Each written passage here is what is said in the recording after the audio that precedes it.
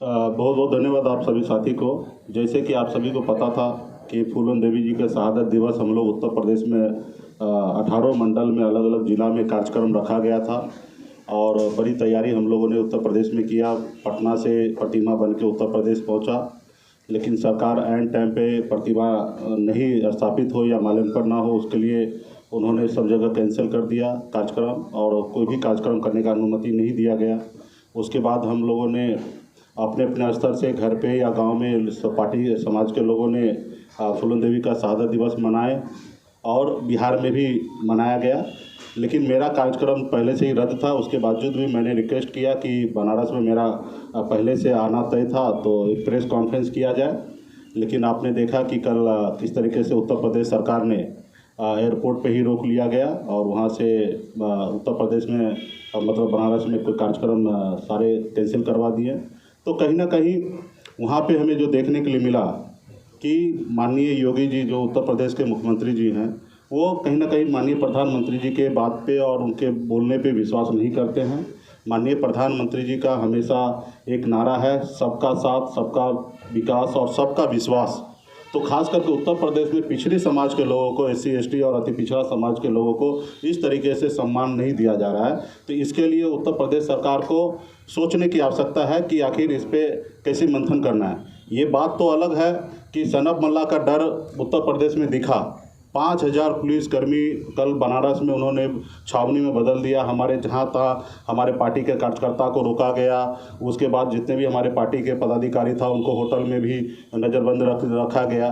तो ये सारे चीज़ तो दिख रहा है कि VIP पार्टी का असर और ताकत वहाँ पे दिख रहा है और ये डर अच्छा है। लेकिन उसके बावजूद भी उत्तर प्रदेश के मुख्यमंत्री वो हैं, लेकिन भारत हमारा है और जब भारत हमारा है तो हमारा अधिकार है कि कोई भी प्रदेश में कहीं राज्य में हम जाके अपनी बात को रख सके और उसमें कहीं ना कहीं वो जिस तरीके से रोके वो उचित नहीं है। तो लेकिन ठीक है, उनकी प्रदेश है। तो हम लोगों ने आने वाले समय में उत्तर प्रदेश में 165 सीट पे चुनाव लड़ेंगे, मजबूती से हम अपनी सरकार बनाएंगे और जब आने वाले समय में सिर्फ 18 मंडल नहीं 75 जिला में फूलन देवी जी का प्रतिमा लगे, ऐसे हम लोग आने वाले समय में काम करेंगे। आज जैसे हमने बिहार में अपनी सरकार बनाया है और हमारी सरकार रहने के बाद आज बिहार में NDA की सरकार है और बिहार में भी कार्यक्रम हुआ, बेगूसराय में, दरभंगा में, मुजफ्फरपुर में। तो बिहार में प्रतिमा भी लगा और माल्यार्पण भी हुआ। कहीं पे कोई किंतु परंतु नहीं, इशू नहीं हुआ, क्योंकि ये बिहार में NDA की सरकार है, VIP पार्टी की सरकार है और हम लोगों ने शांतिपूर्ण यहाँ पे कार्यक्रम किया और इसी कार्यक्रम को आने वाले समय में भी हम लोग करेंगे। लेकिन मैं अभी भी योगी जी से कहूँगा कि जाति विशेष ना सोचकर सबके साथ देकर सबको भरोसे में लेकर काम करें और मैं चाहूँगा कि पिछड़े समाज का वहाँ पे सुना जाए।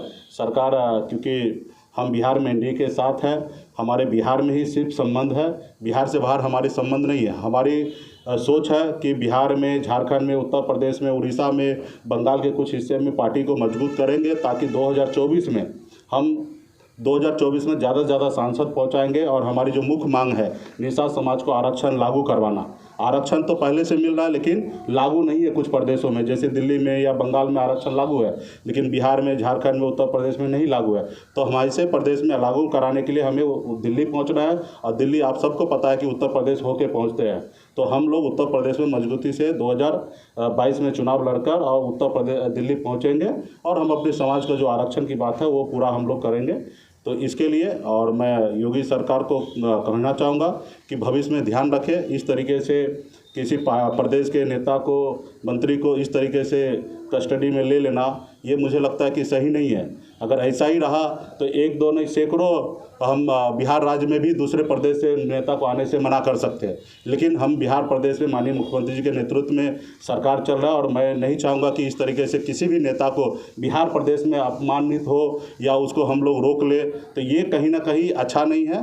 तो ऐसा अगर हो तो फिर तो पूरे भारत में एक दूसरे को नेता को रोका जाएगा, तो ये सही नहीं है, ये परंपरा सही नहीं है। योगी जी को इस पर विचार करें। अब बगैर कोई कारण का और एक व्यक्ति को से डर से अगर इस तरीके से आपका लॉ एंड ऑर्डर बिगड़ सकता है तो फिर आप कैसे सरकार चला रहे हैं? फिर तो आपको सोचना है, आपका विचार करना कि आप इतने बड़े प्रदेश का मुखिया आप कैसे बने हैं।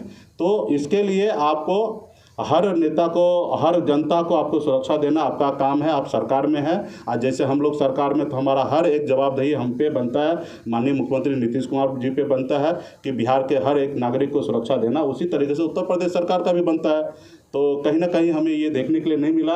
भविष्य में भी इसी तरीके से बहुत सारा कार्यक्रम होगा। अगर ऐसे किसी प्रदेश का मुखिया का अगर ऐसा मनमाना हुआ तो ये तो भविष्य में अच्छा नहीं रहेगा कोई भी प्रदेश के लिए, कोई भी राजनेता के लिए। तो इसके लिए देवेगौड़ा जी समझेंगे, और विशेष तो वो उनकी राजनीति है, वो अपने हिसाब से कर रहे हैं, और हमारा मकसद है कि समाज को वहाँ जोड़ना। और मुझे लगता है कि कल अगर 18 मंडल में कार्यक्रम होता तो जितना समाज कल यूनाइट हुआ उतना शायद नहीं होता। कल पूरे भारत के निषाद जो फूलन देवी को मानने वाले लोग हैं, सब लोग एक मंच पे, एक प्लेटफॉर्म पे आए हैं। फूलन देवी 2 बार सांसद रही है। चंबल से लेकर वो सफ़र को तय किए सांसद तक पहुँचे, सम्मानित पद पे रहे हैं। उसके बाद उनका हमेशा विचार रहा, सपना रहा कि पूरे भारत के निषाद को एक करें। आज उन्हीं के बताए हुए रास्ते पे हम लोग चल रहे हैं। मैं तो मानता हूं कि फूलन देवी अभी भी जिंदा है। आज उनके बताए हुए रास्ते पे, उनके विचार पे आज हम लोग काम कर रहे हैं और समाज को जोड़ रहे हैं। आज फूलन देवी जिंदा रहती, हम लोगों के बीच में रहती, तो शायद आज ये दिन नहीं रहता, आज निषाद समाज बहुत आगे निकलता। लेकिन उनके बताए हुए रास्ते पर हम लोग आने वाले समय में काम करेंगे, और उत्तर प्रदेश में वीरांगना फूलन देवी का सम्मान हमेशा बना रहे, बिहार में भी बनाएंगे, और पूरे प्रदेश में हम लोग कार्यक्रम करेंगे। सभी को पता होगा कि फूलन देवी जी का कार्यक्रम आज से नहीं, जब से हम पॉलिटिक्स में, राजनीति में, सामाजिक संगठन में आए तब से हम काम कर रहे हैं। अब 2018 में अगर आप सभी को याद होगा तो फूलन देवी शहादत दिवस के रोज हम 5000 महिला एक ही कलर, एक ही साड़ी में, एक ही ड्रेस में पटना के रोडों पे उन्होंने फूलन देवी का कृष्ण मेमोरियल हॉल में कार्यक्रम हुआ था। और हर साल हम लोग कार्यक्रम करते हैं, और हमें अपने पूर्वज को, जुब्बा सहनी हो, फूलन देवी को हमेशा याद करते रहते हैं। और ये एक समाज है, ऐसे ऐसे समय में सबको एक जगह, एक प्लेटफॉर्म पर लाने के लिए ये सारी चीज़ें हैं, तो हम लोग कर रहे हैं। विशेष तौर पर उत्तर प्रदेश हम चुनाव लड़ रहे हैं, तो इस समय चुनाव का समय आया, अभी अगले साल चुनाव होना है, और इस समय में अवसर पड़ा तो हमने 18 मूर्ति हमने वहाँ पे भेजा और कार्यक्रम किया।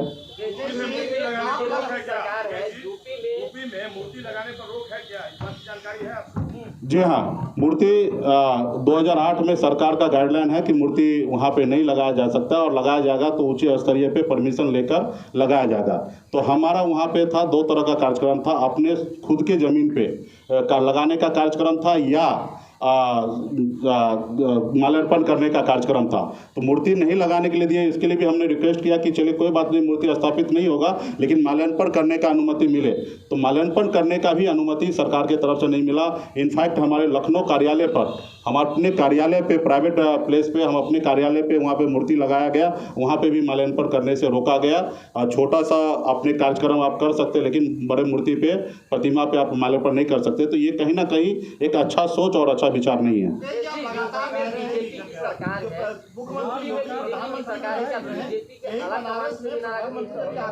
योगी की तारीफ करके गए हैं और कह के गए हैं कि चेहरा वही है, तो आप ये क्यों नहीं मान रहे कि बीजेपी की सरकार ने उनको कार्यक्रम करने से रोका है? नहीं, ठीक है, उनके चेहरा है जो भी है, और बीजेपी रोके या योगी जी रोके, बात तो एक ही है। हम कहाँ बीजेपी को आपके दूर कर रहे हैं कि बीजेपी ने नहीं रोका, बीजेपी की तरफ से ही रोका, और उनकी की सरकार है, उन्हीं के मुखिया है, तो मुझे ये नहीं है। लेकिन हाँ, योगी जी को जो माननीय प्रधानमंत्री जी कह रहे हैं, सबका साथ, सबका विकास और सबका विश्वास, वो कहीं ना कहीं नहीं देखने के लिए मिला, उसकी मैं बात कर रहा हूँ। अखिलेश यादव ने इन्विटेशन दिया है कि आइए मिलकर चुनाव लड़ते हैं। सब उनको बहुत बहुत धन्यवाद। मुकेश सहनी जी, 13% वोट अति पिछड़ा का है यूपी में, 10% मामला केवट निषाद। क्या गोरखपुर में, पूर्वांचल के एरिया में निषादों की आबादी ज्यादा है, क्या इस डर से आपको रोका गया? सिर्फ 13% नहीं, 16% सिर्फ निषाद का वोट है, और बाकी पिछड़ी की अगर बात कीजिएगा तो वो 30% के आसपास में है, और उनको डर दिखा। और ये हमारे लिए अच्छा है कि वहाँ के प्रदेश के सरकार को, वहाँ के सिस्टम को डर दिखा कि ये वोट मुकेश सहनी के साथ जा रहा है, तो ये हमारे लिए अच्छा है। और हमारी पार्टी मजबूती से 2016 से ही हम उत्तर प्रदेश में सामाजिक संगठन के द्वारा काम कर रहे हैं। अभी हमने पॉलिटिकल पार्टी बनाया, तो हम इस साल 2018 में बनाया, और 2022 में चुनाव लड़ेंगे। अपने दम पर हम कई विधायक को जिताएंगे और आने वाले समय में सरकार बनाएंगे। अगर आपको हमारा वीडियो पसंद आया हो तो इसे लाइक करें, सब्सक्राइब करें और साथ ही बेल आइकन दबाना ना भूलें।